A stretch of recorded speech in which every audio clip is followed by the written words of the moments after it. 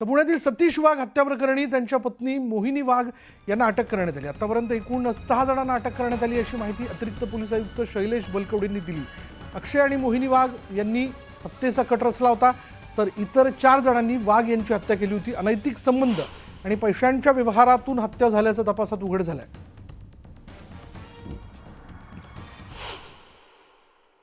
संबंधित ज्या महिला आहेत त्यांनी त्यांचा गुन्ह्यातील रोल जो आहे तो कबूल केलेला आहे आणि त्याच्यामध्ये प्रामुख्याने जे कारण या मर्डरच्या मागे आणि किडनॅपिंगच्या मागे जे दिसून येतं त्यामध्ये संबंधित महिलेला जो त्यांच्या नवऱ्याकडनं होणारा जो त्रास आहे ते एक कारण आहे। त्यांच्याकडनं होणारी जी मारहाण होती रोजच्या स्वरूपातली, आर्थिक व्यवहारसुद्धा आपल्या हातात यावेत या प्रकारचा सुद्धा त्यांच्या स्टेटमेंटमधनं आत्तापर्यंत निष्पन्न झालेलं आहे। त्याचासुद्धा पुढे आता तपास आम्ही करू। आणि तिसरं एक जे कारण प्रामुख्याने जे समोर येत आहे त्याच्यामध्ये जो यातला प्रमुख आरोपी अक्षय जवळकर आहे, ज्याने ह्या कटामध्ये पूर्ण सहभाग आणि पूर्ण प्लॅनिंग केलेलं होतं, त्याच्यासोबत या महिलांचे संबंध असल्याचं सुद्धा तपासामध्ये निष्पन्न झालेलं आहे। आणि त्या अनुषंगाने त्यांनी कबुलीसुद्धा त्यांच्या जबाबामध्ये आता दिलेली आहे। अतिरिक्त जे काही पुरावे आहेत ते गोळा करण्याचं काम आता पोलीस दलातर्फे चालू आहे। बीडच्या मस्साजोगमधील सरपंच हत्या प्रकरणी तपासाला वेग आला। हत्येच्या तपासासाठी सीआयडीचं पथक जे ते केसकडे रवाना झाले। सीआयडीचं पथक घटनास्थळी जाऊन पाहणी करणार आहे, तसंच देशमुख कुटुंबियांची देखील भेट घेतली जाईल। आतापर्यंत तपास कुठपर्यंत आला आणि तपासात काय घडलं याची माहिती सीआयडीच्या पथकाने पोलीस अधीक्षकांकडून घेतली आहे। त्यातच बीडमधील मोर्चाला राजकीय द्वेषातून वळण देण्याचा प्रयत्न सुरू असल्याची टीका ओबीसी आंदोलक नवनाथ वाघमारे यांनी केली। सर्व समाजाच्या लोकांनी संतोष देशमुख यांना मस्साजोगचं सरपंच केलं होतं आणि त्यामुळे त्यांना न्याय मिळाला पाहिजे म्हणून सकल बहुजनांचा मोर्चा निघाला पाहिजे। मात्र या मोर्चात जरांगेंसारखे जातीयवादी माणसं राजकीय वळण देण्याचा प्रयत्न करतात असा आरोप वाघमारेंनी केला। त्याचबरोबर धनंजय मुंडेंना बीडचं पालकमंत्रीपद मिळू नये यासाठी या मोर्चाचं आयोजन देखील करण्यात आलंय असं वाघमारे म्हणाले।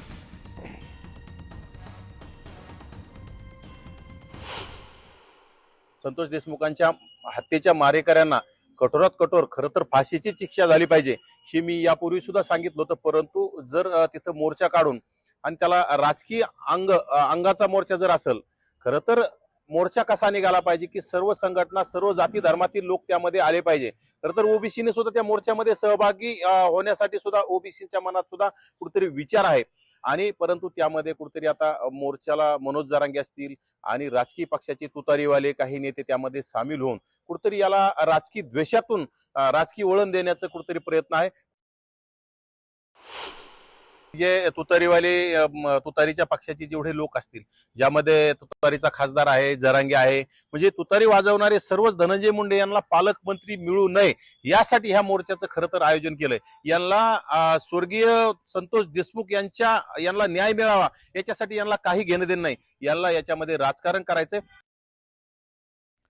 बीडमधील खोट्या गुन्ह्यांचे मास्टरमाइंड आमदार सुरेश धस हेच आहेत असा आरोप राष्ट्रवादी काँग्रेस शरदचंद्र पवार पक्षाचे नेते राम खाडे यांनी केला। या संदर्भातला एक व्हिडिओ त्यांनी समाज माध्यमावर पोस्ट केला। सरपंच संतोष देशमुख यांच्या हत्येची घटना निंदनीयच आहे, मात्र या घटनेच्या पाठीमागून ते राजकारण केलं जातंय। रोज माध्यमांसमोर येऊन जिल्ह्याची बदनामी सुरू आहे आणि त्यामुळे मुख्यमंत्री देवेंद्र फडणवीस यांनी कठोरात कठोर कारवाई करावी अशी मागणीही राम खाडे यांनी केली आहे। खुनाची सुरुवात ही आष्टीपासूनच झालेली आहे, ही दस साहेबांनी विसरलं नाही पाहिजे। कारण की आमच्या असे अनेक खोटे गुन्हे दाखल करणे, 307 दाखल करणे, ही आपण त्याच्यातले मास्टरमाइंड आहेत, आपण हेडमास्टर आहेत, हे कधीही कोणी झाकू शकणार नाही।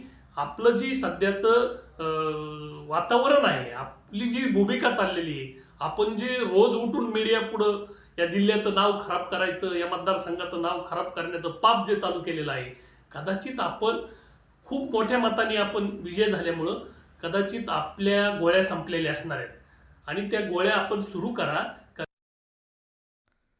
बीडचे आष्टीचे आमदार सुरेश धस यांनी पत्रकार परिषदेत डुबे प्रकरणाचा उल्लेख करत डुबे प्रकरणात व्यवहार झाल्याचं वक्तव्य केलं होतं। तसंच परळीतील व्यापारी मला येऊन भेटणार असल्याचे ते म्हणाले। यावर आता व्यापारी अमोल डुबे यांनी खुलासा करत धस यांचे सर्व आरोप फेटाळलेत। आमदार सुरेश धस यांनी आपली राजकीय पोळी भाजण्यासाठी चुकीचे आरोप करू नयेत असं डुबेंनी म्हटलंय। काल माननीय आमदार सुरेश धस यांनी माझे नाव घेऊन पीडित मला भेटायला येणार आहेत, कितीमध्ये सेटलमेंट झाली मला माहीत आहे, असे चुकीचे आरोप त्यांनी केले आहेत. तरी मी त्यांना सांगू इच्छितो की आमचे मुंडे कुटुंबासोबत माननीय गोपीनाथराव मुंडे साहेबांपासूनचे जिव्हाळ्याचे संबंध आहेत. तरीही आमचे नाव घेऊन आपली राजकीय पोळी भाजण्याचा कोणीही प्रयत्न करू नये व आमच्या परळीच्या सलोख्यामध्ये वितुष्ट आणण्याचा प्रयत्न करू नये. बीडमधील संतोष देशमुख हत्या प्रकरणावर खासदार संजय राऊतांनी महायुती सरकारवर निशाणा साधला. बीडमध्ये हत्या घडवणारे मंत्रिमंडळात आहेत आणि त्याचबरोबर बहिणीचं कुंकू पुसणाऱ्यांना राज्यात गुंडांना अभय दिलं जातंय असा आरोप राऊतांनी केला. या प्रकरणी धनंजय मुंडेंनी राजीनामा दिला पाहिजे असं राऊत म्हणाले. आणि त्याचबरोबर परळीत 118 बूथवर मतदान होऊ दिलं नाही असं म्हणत संजय राऊतांनी मुंडेंवर निशाणा साधला. सगळ्यात आधी बीडमधले सगळे शस्त्र परवाने रद्द केले पाहिजे तात्काळ आणि शस्त्र जमा केली पाहिजे. बीडमध्ये माझ्या माहितीनुसार 1500च्या वर शस्त्र परवाने आहेत परळीतच, आणि त्याहीपेक्षा 7 ते 8 हजार बेकायदा शस्त्र तिथे आलेले आहेत. आणि ही सर्व शस्त्र नेपाळ आणि बिहारमधून आणलेली आहेत. आणि त्या शस्त्रांचा वापर करून मंत्रिमंडळात असलेले फडणवीसांचे जे सहकारी आहेत त्यांच्या टोळ्या दहशतवाद निर्माण करतात. हे अगदी फडणवीसांनी मान्य करावं आणि स्वीकारावं. लोकभावना इतकी तीव्र आहे. धनंजय मुंडे यांनी नैतिकतेच्या मुद्द्यावर राजीनामा दिला पाहिजे. मी नैतिकतेचा प्रश्न करतो. देवेंद्र फडणवीस आणि नैतिकतेच्या मुद्द्यावर मुंड्यांचा राजीनामा घेतला पाहिजे. मुंड्यांचाच नाही तर अजित पवारांचा राजीनामा घेतला पाहिजे, कारण त्यांना मंत्रिमंडळात घेतलेला आहे. हे मी अत्यंत हिमतीनं धाडसानं सांगतो. त्याची किंमत मला मोजावी लागेल. मला माहिती. तर आपण आज SITची मागणी केली होती असं मंत्री पंकजा मुंडेंनी स्पष्ट केलं. मी त्याच्यावर सगळ्यात पहिली मागणी या राज्यामध्ये कोणी केली असेल की SIT लावा, तर ती मी मागणी केली गोपीनाथ गडावर मुंडे साहेबांच्या जयंतीच्या दिवशी. आणि त्या क्रूर प्रकरणाविषयी मी तीव्र संताप आणि निषेध केलेला आहे. आणि आता गृहमंत्री आणि मुख्यमंत्री दोन्ही देवेंद्रजी असल्यामुळे ते त्याच्यामध्ये जातीने लक्ष घालून न्याय भूमिका घेऊन त्या माझ्या लेकराला न्याय देतील. कारण तो माझा बूथ प्रमुख होता, तर माझ्यावर काम करत होता देशमुख. तो माझ्याबरोबर एक चांगला सरपंच म्हणून त्यांनी काम केलेलं आहे आणि त्याच्या घरच्यांना न्याय देतील असा मला विश्वास आहे. यानंतर इथे वेळ झाली का ब्रेकची. ब्रेक घेऊयात. पहा फक्त न्यूज 18 लोकमत.